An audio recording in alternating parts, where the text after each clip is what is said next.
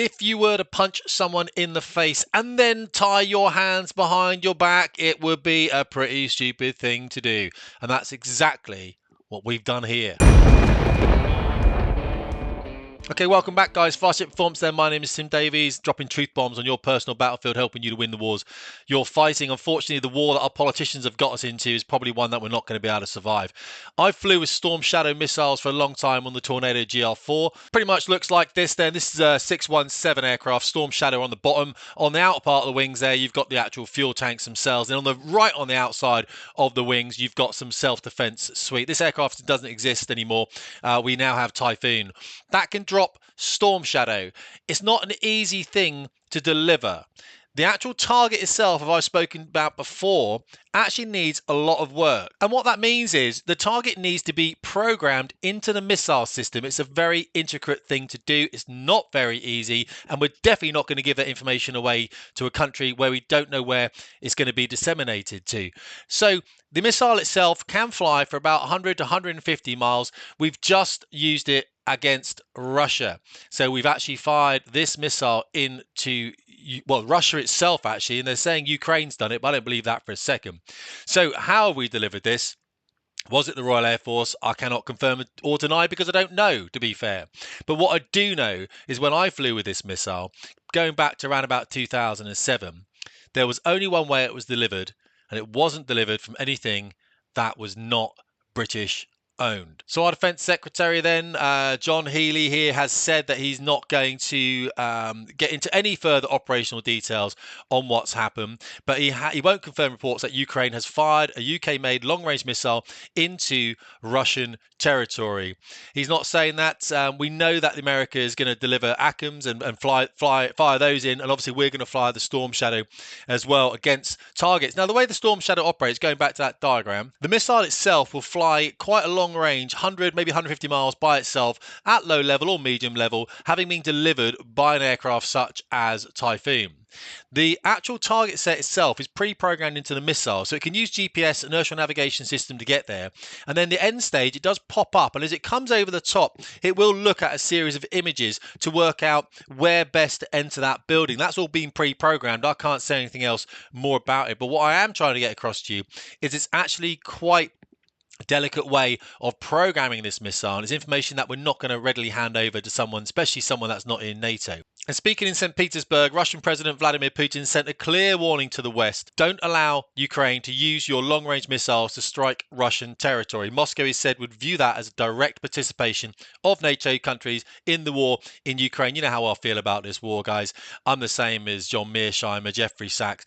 I reckon it was to do with EU and NATO basically leaning in and grabbing Ukraine. Whatever you think about it, either way, Ukraine's not in NATO. As harsh as it sounds, we had nothing to do with this at all. And Russia does not have the capability to just logistically to actually march across Europe like some of the people were trying to say. It's an absolute grift, this war. It's a cash cow for many people. And the many people that is a cash cow for are not you. If you wonder why things are more pricey now in the supermarket and everything else, why you can't afford your car payments, that kind of stuff, it's because of this. Your money is going into this and immigration. The whole thing, as I've said before, all planned, guys, all planned. So Ukraine fires UK-made long-range missiles into Russia for the first time. Do not think that these people are not getting help. And I don't want to go any further than that. But it's not like I give you a missile. Here you go, mate. Here's a missile. Go and fire it. Open the box. Read the manual. StormShadow does not work like that. In its various guises then, it's also called Scout. It's air-launched long-range, conventionally armed deep strike weapon designed to meet the demanding requirements of pre-planned attacks against high-valued fixed or stationary targets. Planned attacks. That's what I'm talking about. You have to plan things into this missile. When I was on the Tornado GL4, that wasn't necessarily done on the squadron, and I'm going to leave it at that. When we received the missiles, let's just say that it had been done somewhere else, and then obviously we took that missile on the aircraft and we went and fired it. To get that missile cleared onto an airplane is a big process. So I would assume that missile is not on anything else other than Typhoon right now. It's heavy, it's long, it needs clearances. So yeah, basically Ukraine firing that missile into Russia, Putin knows, unfortunately. I know I'm called a Putin apologist. I'm a realist. I don't want to wake up in a mushroom cloud next to my house, killing all my family and everything. Don't get me wrong. But make it worse, Our government has decided to go and scrap today warships, military helicopters, and a fleet of drones to save money despite the threats of war. This is like me walking up to someone and going smack in the face and then going, oh, by the way, I'm just going to handcuff myself together, mate. There we go, handcuff myself. I'm handcuffed now. That's what we've done, basically, haven't we? And he said the move in Parliament on Wednesday, it would save up to £500 million over the next 5 years. This is the same day. This today is the same day that we've just launched the whole world of StormShadows deep into the Kursk region of Russia. You can't teach this level of ineptitude. The UK will scrap 5 warships, dozens of military helicopters, and a fleet of drones to save money despite growing threats from Russia and a war raging in Europe. John Healey announced a dramatic move in Parliament on Wednesday, saying it would save up to £500 million over the next 5 years. Go and have a look at how much immigration is costing us. The fact that 72% of Somalian families are in council housing is the other one as well. I mean, it's ridiculous the amount we're spending, guys. And we're going to save, what, £500 million? The decision was part of a plan to restructure and modernise the armed forces, which have already been significantly reduced in size following decades of cost-cutting. The whole thing is ridiculous. And to make it even worse, British public will be called up to fight if UK goes to war because military is too small, Army Chief warns. I mean, you can't make this shit up, guys. I've been told. I'm telling you now, I've told you for many, many times, you're being led by donkeys. Now, I just want to say, we have a government. The government were voted in legitimately. You know how it is, guys. I'm not inciting any kind of violence or anything like that. Absolutely 100% not. But remember, we did protests for the Gulf War, didn't we? All that kind of stuff. You can make yourself heard. You can write to your MP if you want to. This is bordering, as I think, on the criminal.